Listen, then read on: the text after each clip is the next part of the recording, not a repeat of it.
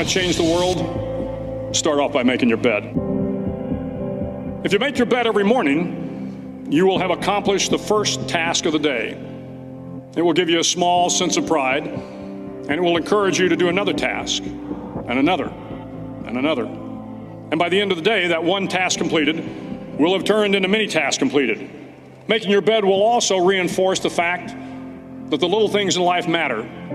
If you can't do the little things right, you'll never be able to do the big things right. And if by chance you have a miserable day, you will come home to a bed that is made,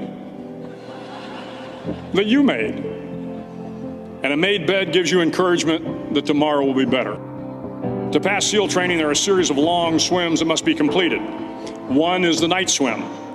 Before the swim, the instructors joyfully brief the students on all the species of sharks that inhabit the waters off San Clemente.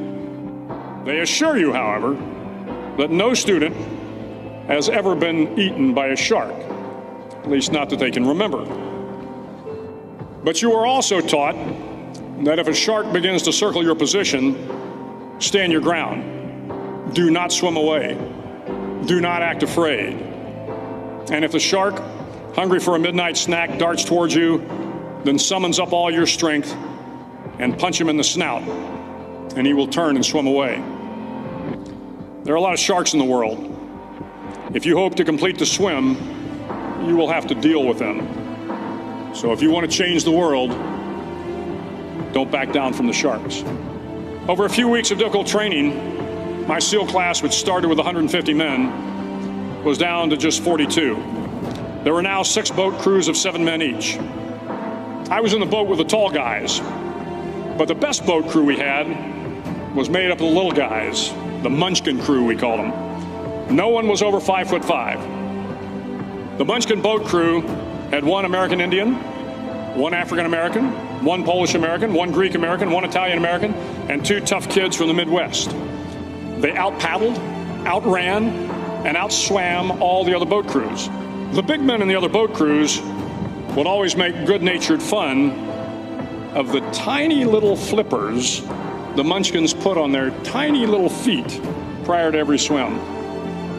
But somehow these little guys from every corner of the nation and the world always had the last laugh, swimming faster than everyone and reaching the shore long before the rest of us.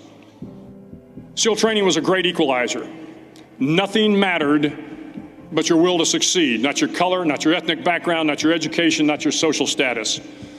If you want to change the world, measure a person by the size of their heart, not by the size of their flippers. The 9th week of training is referred to as Hell Week. It is 6 days of no sleep, constant physical and mental harassment, and 1 special day at the Mud Flats. The Mud Flats are an area between San Diego and Tijuana where the water runs off and creates the Tijuana Sloughs, a swampy patch of terrain where the mud will engulf you. It is on Wednesday of Hell Week that you paddle down to the Mud Flats and spend the next 15 hours trying to survive this freezing cold, the howling wind, and the incessant pressure to quit from the instructors. As the sun began to set that Wednesday evening, my training class, having committed some egregious infraction of the rules, was ordered into the mud.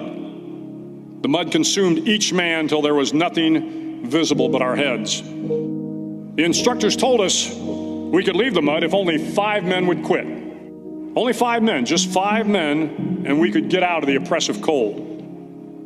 Looking around the mud flat, it was apparent that some students were about to give up. It was still over 8 hours till the sun came up. 8 more hours of bone-chilling cold. The chattering teeth and the shivering moans of the trainees were so loud, it was hard to hear anything. And then one voice began to echo through the night. One voice raised in song. The song was terribly out of tune, but sung with great enthusiasm. One voice became 2, and 2 became 3, and before long, everyone in the class was singing. The instructors threatened us with more time in the mud if we kept up the singing, but the singing persisted. And somehow the mud seemed a little warmer, and the wind a little tamer, and the dawn not so far away. If I have learned anything in my time traveling the world, it is the power of hope. The power of one person, a Washington, a Lincoln, King, Mandela, and even a young girl from Pakistan, Malala. One person can change the world by giving people hope. So if you want to change the world, start each day with a task completed. Find someone to help you through life. Respect everyone. Know that life is not fair and that you will fail often. But if you take some risks, step up when the times are the toughest, face down the bullies, lift up the downtrodden, and never, ever give up. If you do these things, the next generation and the generations that follow will live in a world far better than the one we have today. And what started here will indeed have changed the world for the better.